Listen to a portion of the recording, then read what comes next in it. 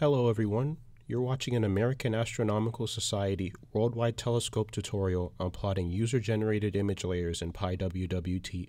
In addition to the 2- and 3-dimensional layer data included out of the box, pywwt also allows users to upload their own AstroPy table objects and FITS image data for quick and seamless visualizations.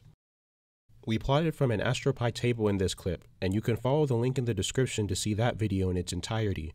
Here, we will focus on using pywwt to load, view, and manipulate a FITS image against a backdrop of multiple all-sky surveys. What's more, we can and will accomplish all of this without installing any software or needing to provide any local FITS files. Here's how. We begin by going to this binder link, which creates a custom computing environment for each visitor through the cloud.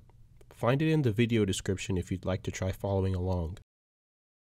Once the page loads, we find a JupyterLab workspace that gives us access to the entire tree structure of pywwt's official examples repository. As you can see, there are many directories and tutorial notebooks through which to browse, but today we'll create our own by clicking here to create a new Python 3 notebook. We begin setup by making some headers and then importing the packages necessary to run our example. WWT's Binder Hub environments come preloaded with all of pywwt's dependencies and other useful packages, so it's no problem to import them here without any installation.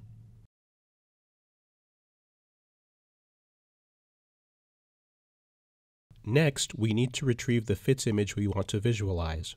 We're looking for a 500 by 500 pixel infrared cutout centered at an area of M101 that experienced a Type 1a supernova in 2011. To get it, we use the AstroQuery package's SkyView class to query and retrieve a corresponding FITS image cutout from the 2-mass survey. The getImages method we used returns a list, so we index the result to get to the FITS image data itself. In this example, we receive a list with one image, so the choice of which to move on with isn't a difficult one. Viewing the image's header shows us it's a primary HDU, or primary header data unit. This is actually everything we need to create an image layer, so let's start using pywwt.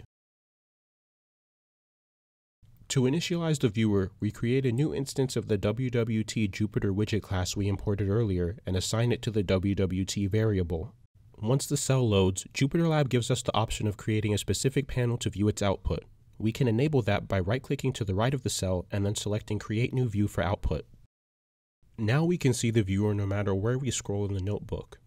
Move it around a bit to confirm you're in the 2D sky view, either by clicking and dragging or by focusing on the viewer and pressing I, J, K, and L as directional keys. Since we're working with an infrared image, let's use the WWT object to set the viewer background to the 2-mass survey and make the foreground invisible for now. Next, we load the image we downloaded earlier through AstroQuery into pywwt. Once it's in, the viewer will take us to the proper location and zoom to view it.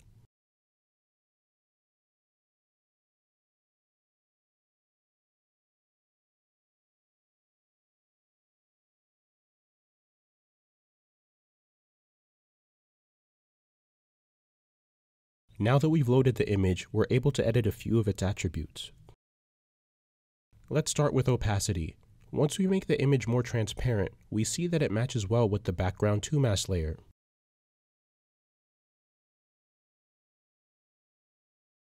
We can also shift Vmin and Vmax to change the minimum and maximum flux values covered by the grayscale color map. Finally, we can change the stretch of the image from the default linear to another scaling function that fits our purposes. Follow the link in the description to pywwt's documentation to find other possible values of this attribute.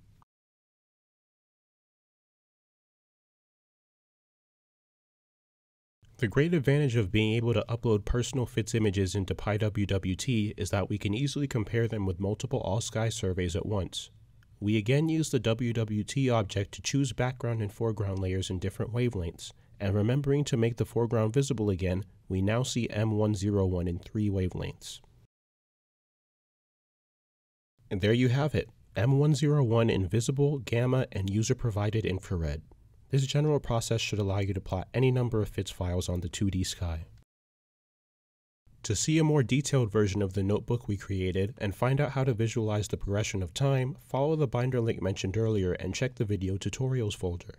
If you'd like to learn more about pywwt as a whole, follow the link to our documentation.